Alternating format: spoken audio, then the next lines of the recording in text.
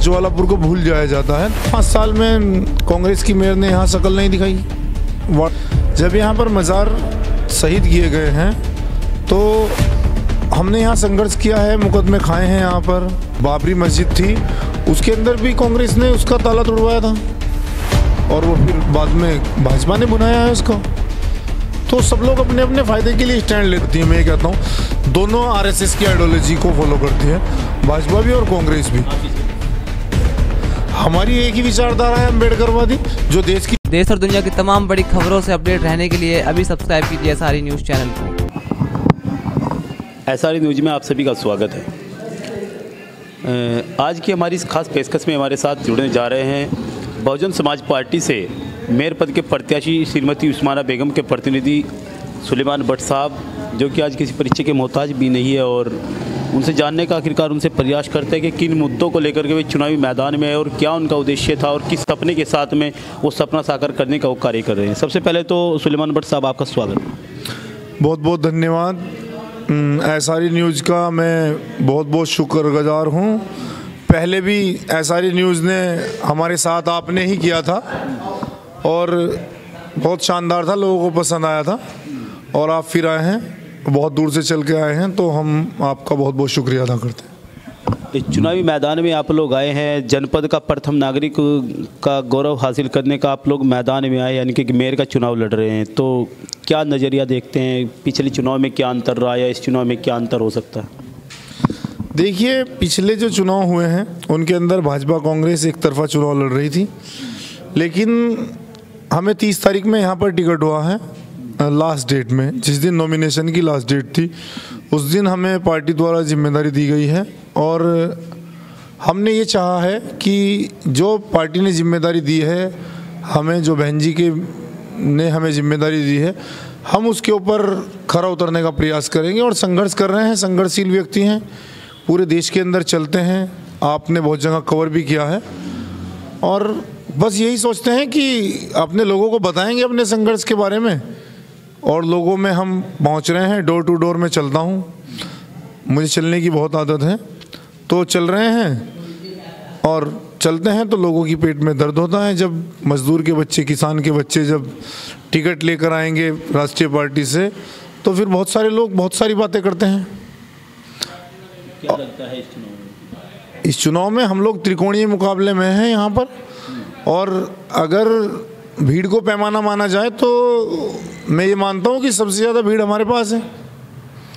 अगर आप भाजपा की देखो या कांग्रेस की देखो, क्योंकि हम लोग जन मुद्दों के ऊपर बात करते हैं। इससे पहले जो यहाँ पर महापौर थी वो कांग्रेस की थी, उससे पहले भाजपा के महापौर थे। ज्वालापुर को भूल जाया जाता है, तो 5 साल में कांग्रेस की मेयर ने यहाँ शकल नहीं दिखाई वार्डवासियों को। क्षेत्र तो उन्हीं का था, बहुत सारे मज़ारों को तोड़ा गया है और बहुत सारी धर्म के खिलाफ भी इलीगल एक्टिविटीज़ हैं यहाँ पर। मज़ारों का आपने नाम लिया है, मज़ारों के ऊपर तो आपका भी एक बार स्टैंड कायम हुआ था, उसके बारे में भी कुछ बात जानकारी रही? देखिए, हमने लड़ाई को लड़ा है यहाँ पर। जब नेता सो रहे थे तो हम लड़ रहे थे। जब यहाँ पर मज़ार शहीद किए गए हैं तो हमने यहाँ संघर्ष किया है, मुकदमे खाए हैं यहाँ पर। और जब सब नेता सो रहे थे, भाजपा कांग्रेस के लोग, भाजपा के लोग तो तोड़ रहे थे, कांग्रेस उनका सपोर्ट कर रही थी, पीछे से तोड़वा रही थी। क्योंकि एक यहाँ पर हमारे यहाँ मज़ार है आर्यनगर से नीचे की साइड, जिसको शहीद कर दिया गया है, उसमें हम लोग हाई कोर्ट में थे। उसको लेकर हमने रिट दायर की थी, हमारी टीम ने, और हमने रिट डाल रखी थी हमने हाई कोर्ट के अंदर, और उसमें डेट थी और डेट से 3 दिन पहले उसको शहीद कर दिया गया मज़ार को। तो अगर कांग्रेस की मेयर थी यहाँ पर, इतने आज ये लोग बन रहे हैं मुस्लिम उदारवादी बात करते हैं कि हम मुस्लिमों के लिए सोचते हैं, दलितों के लिए सोचते हैं, तो अगर सोचते हैं तो फिर अगर उस टाइम ये कांग्रेस की मेयर अगर उसको वीटो कर देती तो वो मज़ार तोड़ा नहीं जाता। कहीं ना कहीं इसमें दोनों का, मैं तो 90% कांग्रेस का हाथ मान के चलता हूँ, क्योंकि अगर मेरे हाथ में ताकत है, अगर जनता यहाँ पर समर्थन करती है और प्यार देती है, जैसा कि लगातार हमें मिल रहा है, तो हमें अगर कोई मंदिर का भी ऐसा मामला आएगा तो हम उसको वीटो कर देंगे। अच्छा, आपने मज़ारों का जिक्र किया, देश के अंदर फिलहाल भी मस्जिदों के अंदर मंदिर ढूंढे जा रहे हैं, इनके बारे में क्या राय है आपकी? देखिए, अब ढूंढने के लिए तो कुछ भी ढूंढ सकते हैं।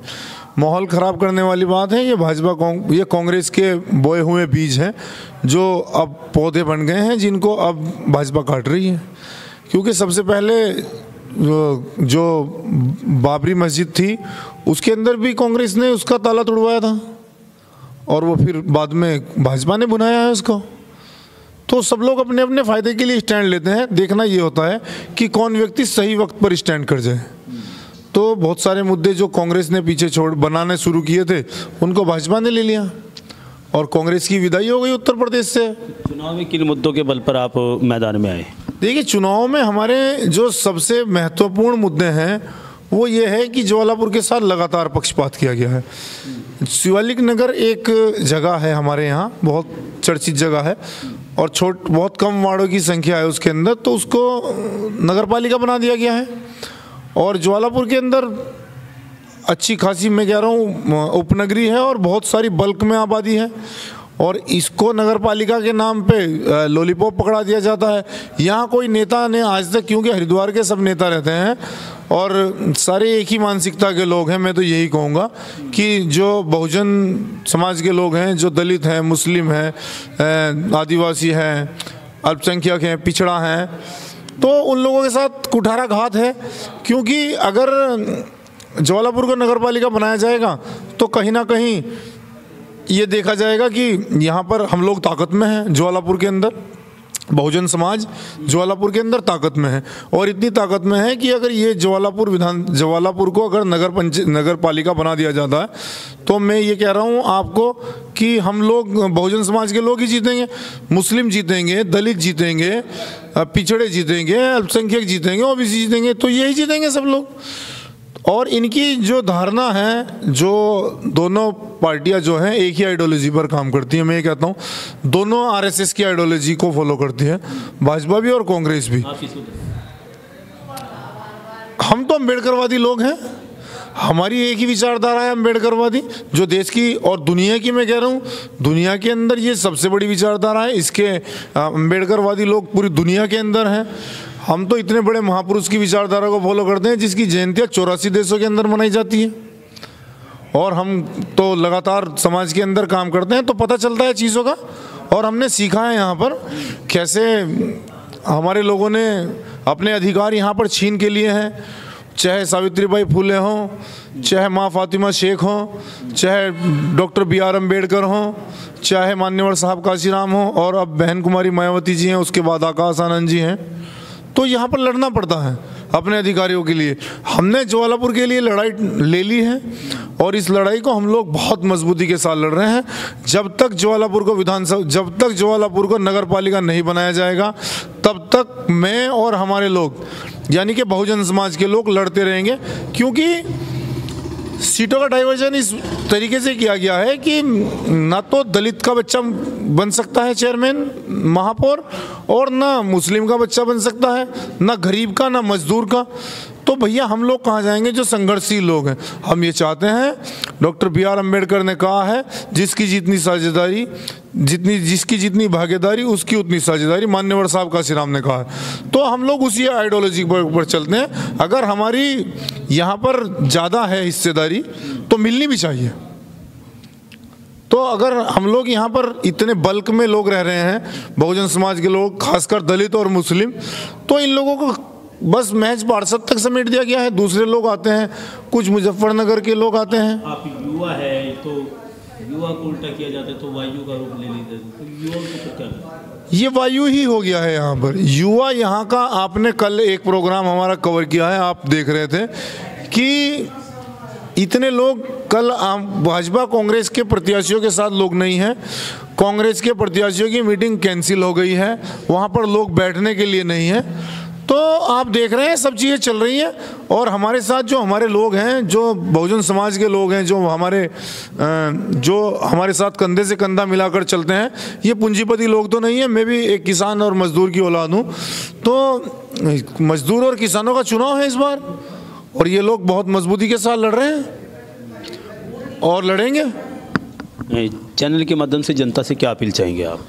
देखिए, मैं खासकर ज्वालापुर की जनता से अपील करता हूँ कि ज्वालापुर की जनता के साथ लगातार विश्वासघात हुआ है, लगातार। क्योंकि 5 साल के अंदर जब ज्वालापुर के अंदर आई, जब चुनाव के नतीजे घोषित हो रहे थे, तो जब तक ज्वालापुर के अंदर कांग्रेस की मेयर नहीं आई थी तो वो हार रही थी। हरिद्वार से हार कर आई थी, ज्वालापुर के लोगों ने जिताकर भेजा है। और उसके बाद उन्होंने 6 साल का कार्यकाल था, या 5 साल प्लस 1 साल, 6 साल के कार्यकाल में उन्होंने एक बार ज्वालापुर का रुख नहीं किया। और आज सभी सीवर लाइन चौक हैं, जितनी ज्वालापुर के अंदर है 90% सीवर लाइन चौक है। हम लोग अपने खर्चे से कराते हैं और हमारे लोग भी अपने खर्चे से कराते हैं। और सड़कों के हालात ये हैं कि हरिद्वार के अंदर रानीपुर मोड़ पे सड़कें बनाई जाती हैं। हम ये नहीं कहते हैं कि हरिद्वार के अंदर सड़क नहीं बननी चाहिए। हरिद्वार बहुत तीर्थ स्थल है, पावन जगह है, और हमारे लिए गौरव की बात है कि मैं हरिद्वार के अंदर रहता हूँ। और मैं सीना चौड़ा करके कहता हूँ कि मैं हरिद्वार के अंदर रहता हूँ। मैं बहुत गौरवशाली हूँ कि मैंने देवभूमि में जन्म लिया है और मेरी जन्मभूमि और कर्मभूमि है।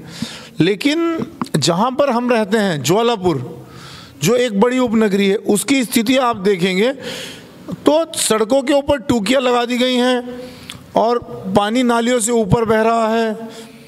और जो पेंशन है, वृद्ध पेंशन, विधवा पेंशन, वो मिल नहीं रही है, लोगों को बंद कर दिया गया है। अब हम लोग ये चाहते हैं कि यहाँ पर संघर्ष करेंगे, संघर्ष कर रहे हैं। अगर हम लोग मज़ारों की लड़ाई लड़ेंगे, मंदिरों की लड़ाई लड़ेंगे, अगर हम लोग सारी लड़ाई हम ही लड़ेंगे तो ताकत भी तो हम ही लोग बनाएंगे। हम कहते हैं कि इस बार हमारे हाथ में तो यहाँ पूंजीपति लोगों के पेट में दर्द हो रहा है, हमारे बैनर पोस्टर फाड़े जा रहे हैं, हमारे झंडे उतार दिए गए हैं। इतना डर मैं मान रहा हूँ कांग्रेस के लोगों को लग रहा है ज्वालापुर के अंदर। अरे भैया, अगर आप लोगों को ये काम करने की ज़रूरत ही नहीं आनी थी, अगर आप लोग ज्वालापुर को अलग से अगर आप नगर पालिका बनवा देते। मैं एक यहाँ पर 500 बेड के हॉस्पिटल का मामला है जगदीशपुर के अंदर, जिसका निजीकरण कर दिया गया है भारतीय जनता पार्टी द्वारा। उसको भी हम लोग लगातार संज्ञान में रखे हुए हैं, लगातार बोल रहे हैं, पहले दिन से बोल रहे हैं हम लोग। और इस चुनाव के बाद हम लोग उसके अंदर धरना प्रदर्शन करेंगे। और मैं इन दोनों मुद्दों को लेकर, अगर मुझे यहाँ से लेकर देहरादून और देहरादून से दिल्ली तक भी लड़ाई लड़नी है, बड़ी हार जीत का रिजल्ट कुछ भी हो, लेकिन मेरे लिए 2 मुद्दे बहुत अहम हैं। सबसे पहले कि ज्वालापुर को हम लोग नगर पालिका बनाएंगे, ये हम बनाएंगे, चाहे मुझे इसके लिए भूख हड़ताल करनी पड़े, चाहे अनशन करना पड़े, चाहे मुझे अपनी जान भी देनी पड़े इसके लिए। लेकिन मैं ज्वालापुर को नगर पालिका बनाने के लिए अपना जहाँ तक मेरे से हो सकेगा, मेरे लोगों से हो पड़ सकेगा, हम लोग इस लड़ाई को लड़ेंगे, चाहे मुझे पीएमओ ऑफिस तक जाना पड़े इसको नगर पालिका बनाने के लिए। चैनल के माध्यम से क्या कहना चाहेंगे आप? देखिए, चैनल के माध्यम से मैं ये हरिद्वार की सम्मानित जनता से हाथ जोड़कर निवेदन करना चाहूँगा कि जब 23 तारीख को वोट डालने के लिए पहुँचे तो जिससे पहले जो भाजपा कांग्रेस के कार्यकाल हैं उनको अपनी नज़रों में रखें और उनको नज़र में रखकर इस बार बहुजन समाज पार्टी की जो मेयर प्रत्याशी हैं श्रीमती उस्माना जी, उनको वोट दें, ताकि हम लोग यहाँ हिंदू मुस्लिम भाईचारे की मिसाल कायम कर सकें। बहुजन समाज के लोग और बहुजन समाज के लोग जो कहते हैं वो करते हैं, ये आपको पता चले कि हम लोग करने वाले लोग हैं और एकता का राज चले और भाईचारा कायम हो यहाँ पर, और जितनी भी गलत एक्टिविटी है वो सब खत्म हो। हम आपके चैनल के माध्यम से बस यही अपील करना चाहते हैं कि जब 23 तारीख को आप लोग वोट डालने जाएं तो इस बार बहुजन समाज पार्टी की प्रत्याशी श्रीमती उस्माना जी को अपना वोट देकर इस बार बहुजन समाज के लोगों को मौका दिया जाए, गरीब के बच्चों को मौका दिया जाए, और ताकि हम लोग भी काम करना चाहते हैं, संघर्ष करते हैं, अवसर मिलना चाहिए। ये थे हमारे साथ में आज की इस खास पेशकश में सुलेमान भट्ट जी, जो कि बहुजन समाज पार्टी से मेयर पद की प्रत्याशी उस्माना बेगम के प्रतिनिधि है। तो आज की खास पेशकश में जुड़ने के लिए सबसे आपका बहुत बहुत साधुवाद, बहुत बहुत धन्यवाद। धन्यवाद।